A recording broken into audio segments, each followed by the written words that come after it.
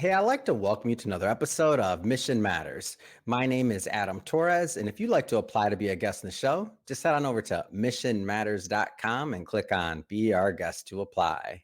All right, so today's guest is John Conway, and he is the CEO over at Sparkling Bins Business. John, welcome to the show. Thank you for having me. I certainly appreciate it. Excited to talk about the industry and whatever questions come my way. All right, John. So we got a lot to talk about. We're definitely going to get into sparkling bins, the opportunity, really the story behind it. Since we did kind of like our warm up and our pre-session, I've been hearing more. It's kind of like one of those things. Once you hear about it once, now you start hearing about it all over the place. I got some stories for you too. But before we get started with that, we're going to start this episode the way that we start them all, with what we like to call our Mission Matters Minute. So, John, at Mission Matters, our aim and our goal is to amplify stories for entrepreneurs, executives, and experts. That's our mission. John, what mission matters to you?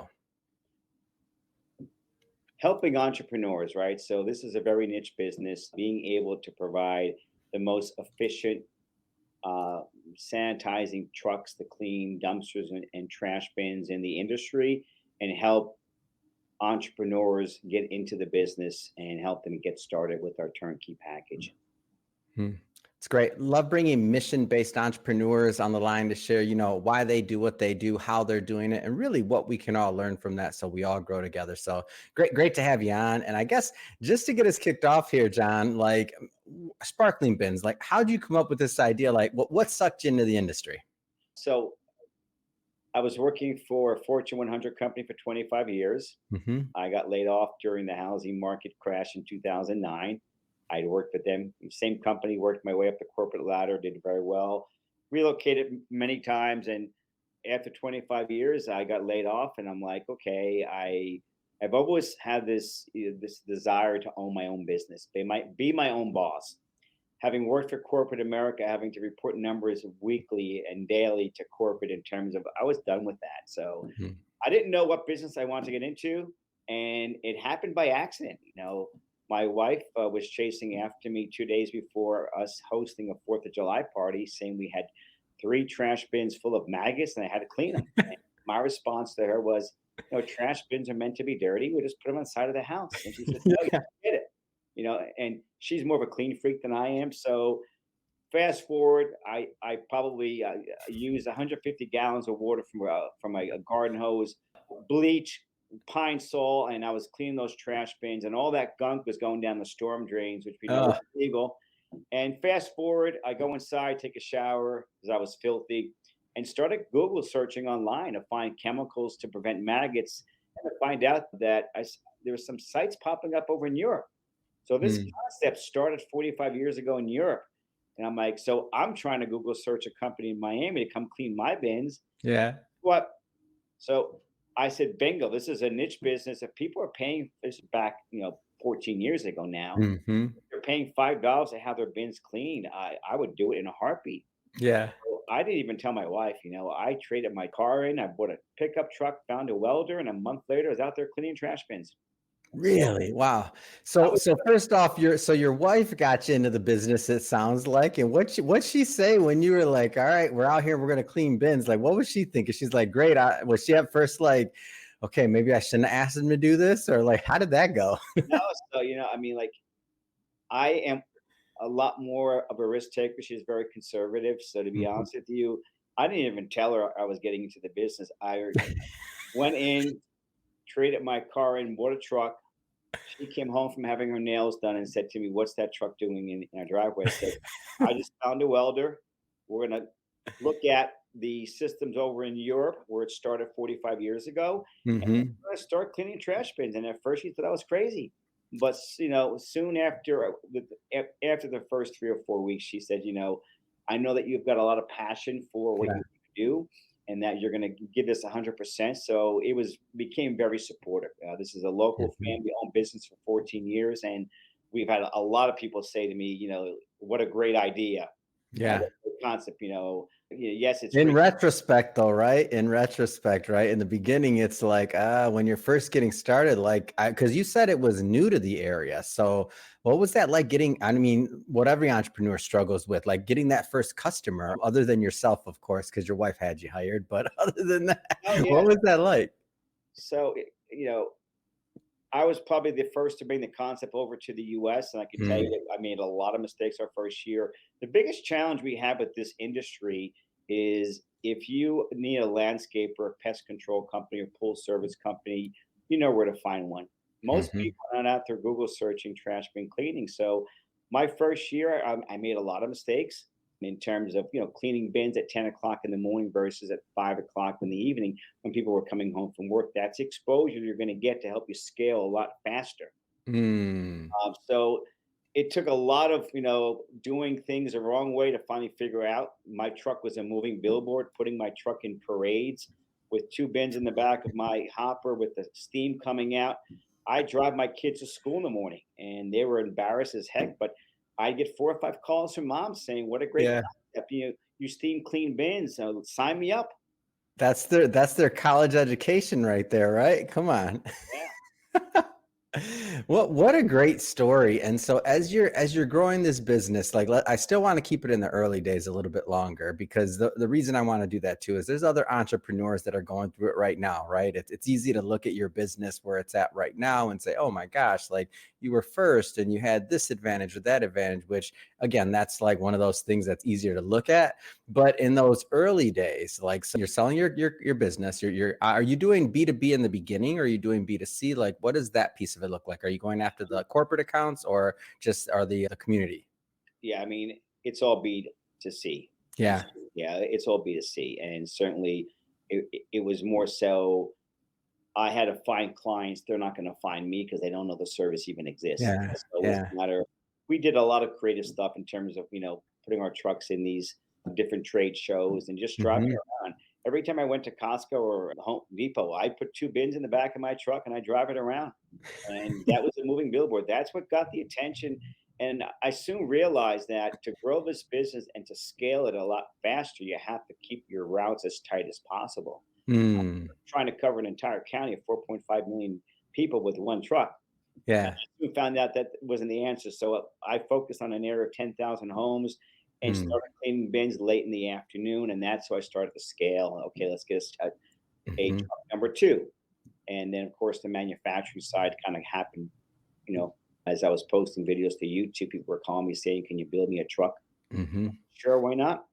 What caused you, and that's a great point there, when you started creating content, like what inspired that? Because there's a lot of business owners out there that, in my opinion, should be creating content, and you wouldn't necessarily, like, to me it's not intuitive. Well, actually it is intuitive, but to most it might not be. Like, why create content, right? What sparked that interest to start posting videos and start doing that?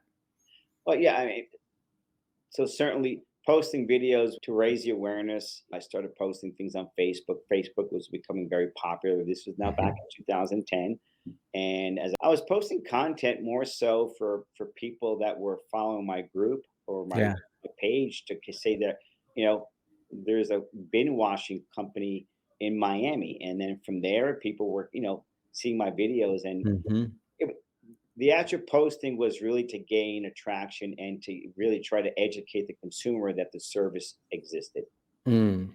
And in this point, were you thinking of it on Facebook as kind of like building a community? I know we weren't using that word back then too much when it came to online, that is. I mean, we weren't. Now you hear many people talking about building an online community or building a community around your brand or your business, whether it's the consumers or the suppliers or the whole eco chain.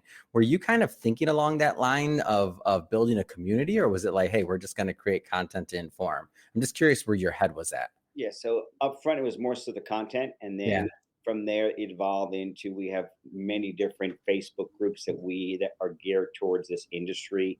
Yeah. That is very educational. So originally, it was more so about the content, and then okay, let's build a house that people can come to and share Hmm. ideas and okay, what's working for you, what's working for you, that's not working for me. So it really has grown into we've got groups of over 8,000 people. Amazing. Did that surprise you? Like, as that started to take legs, like, did that surprise you at Oh all?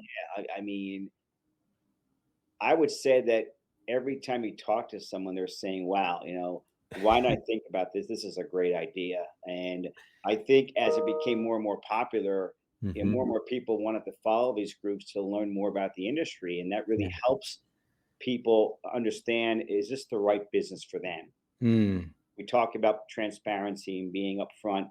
This is not a get rich overnight business. You have to Hmm. scale, you have to do things.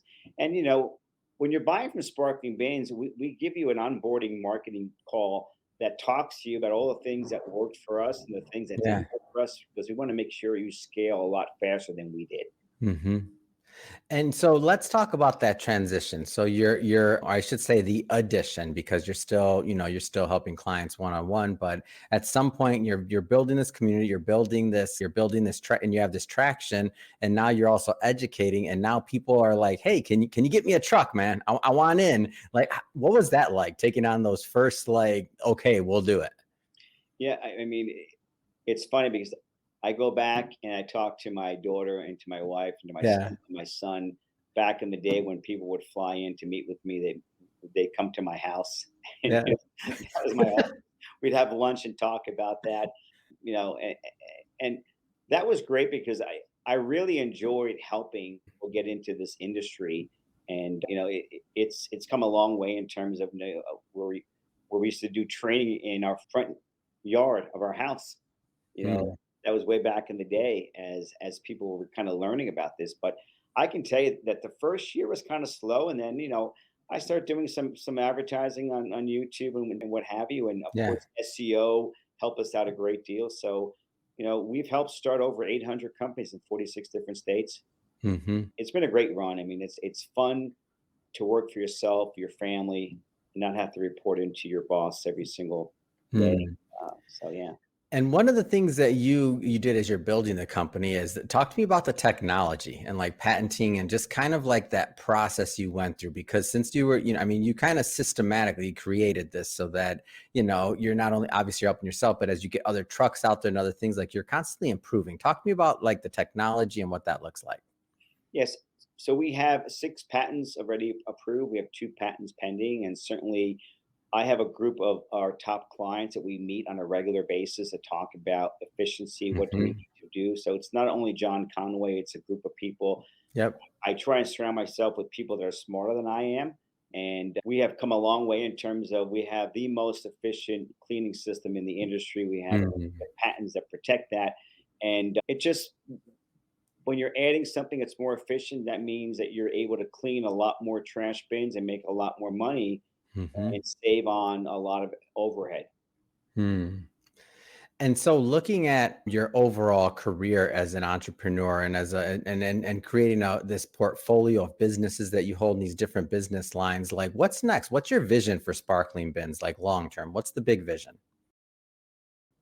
So my big vision is to really bring national awareness to this Mhm. industry. I think once we do that, and we have some things that we're working on behind the scenes, Yeah.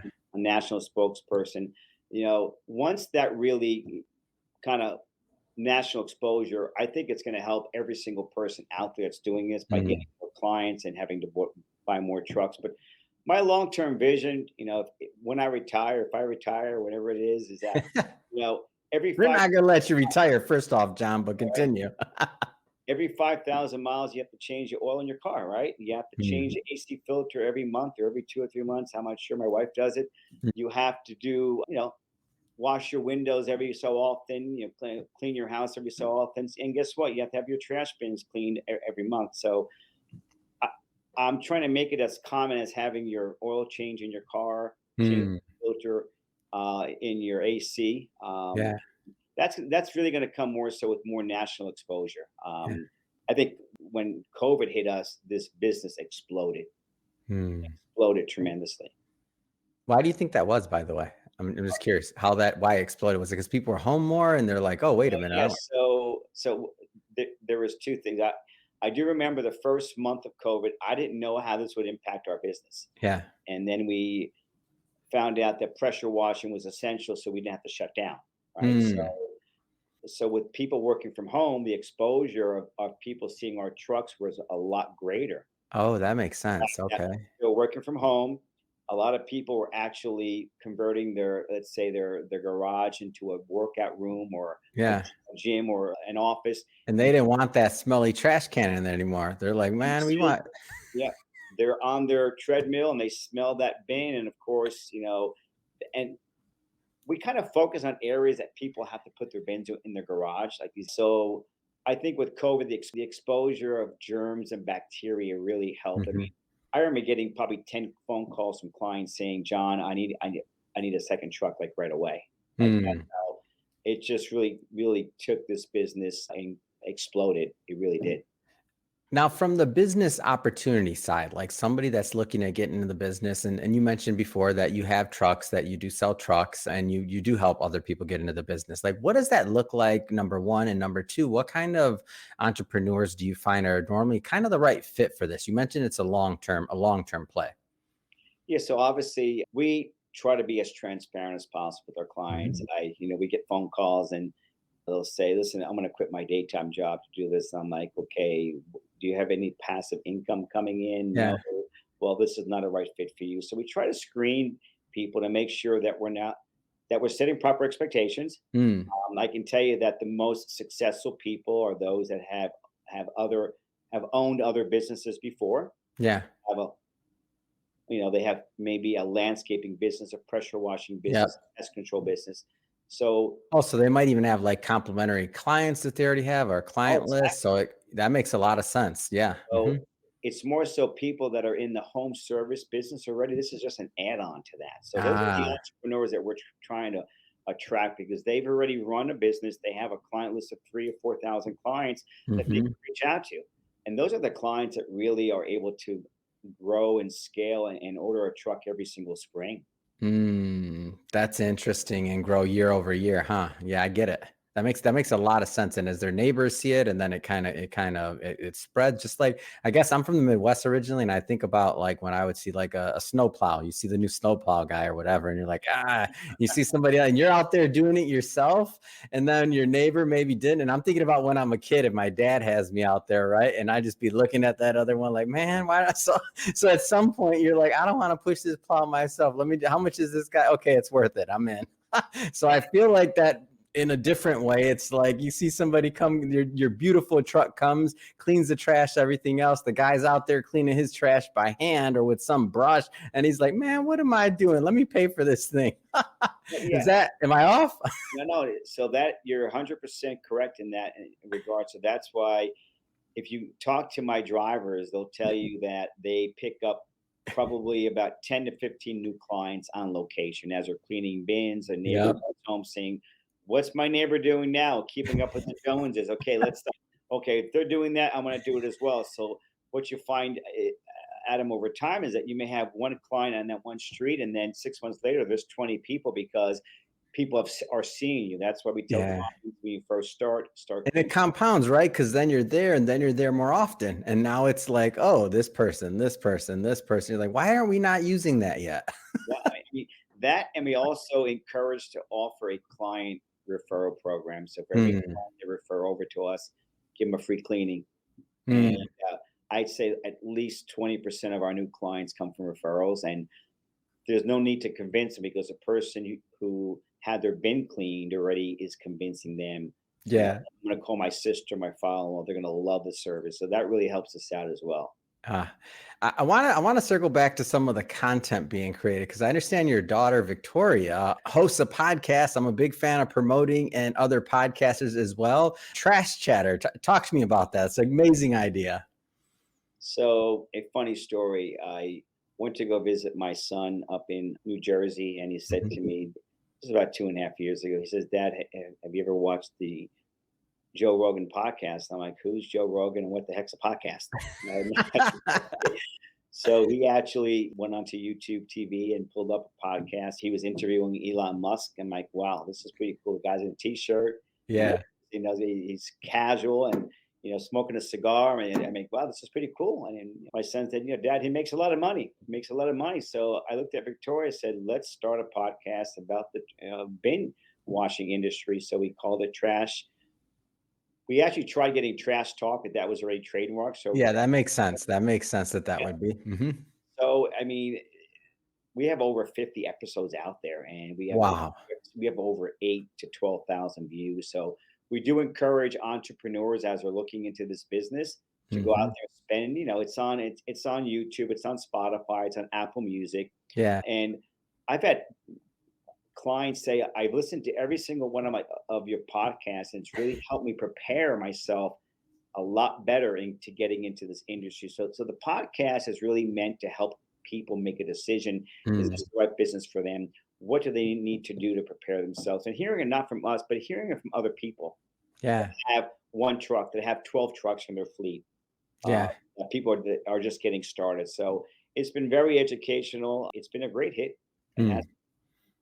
Well, John, congrats on the success of Sparkling Bends and also on the business opportunity that you're providing other entrepreneurs. And what I like about this story, one of the things I like about it the most is that you found success, and now even through your trucks and allowing others to have the opportunity, you've allowed others into the business, and you've shared content and knowledge through on things like your podcast. You don't have to do that. You choose to do that. Sure, it does drive business, but it's not one of those things that everybody does. Some people keep all their secrets to themselves or with internally or otherwise. The fact that you're leading with content, leading with opportunity, and leading with a good heart, and bringing other people into the business, I think it's amazing. John, last thing I'll ask you, how do people follow up? How do they learn about the opportunity? How do they learn about the service? Like, how do people connect? Yeah, so basically, all they have to do is just go to sparklingbinsbusiness.com, go to Yeah. our contact form, submit a request. We have a sales team that will call you, and they're more of a team that's going to be acting as a consultant first, not just trying to sell you a piece of equipment, ask you questions and try to fit the right equipment for you. Yeah. So sparklingbinsbusiness.com, our contact form, that's where how you can reach us. And certainly, I talk to a lot of clients or prospects every single week, as well as my sales team. Hmm. Fantastic, John. And everybody, I definitely want you to go check out Trash Chatter with Victoria Conway, because we love supporting other podcasters out there, and we definitely want to tune in there and see what's going on. Speaking of the audience, if this is your first time with Mission Matters and you haven't done it yet, hit that subscribe or that follow button. This is a daily show. Each and every day, we're releasing new episodes, new content, and hopefully new inspiration to help you along the way on your journey. John, man, really appreciate you coming on the show and sharing your story. Thank you. Thank you, Adam. Appreciate it. Take care.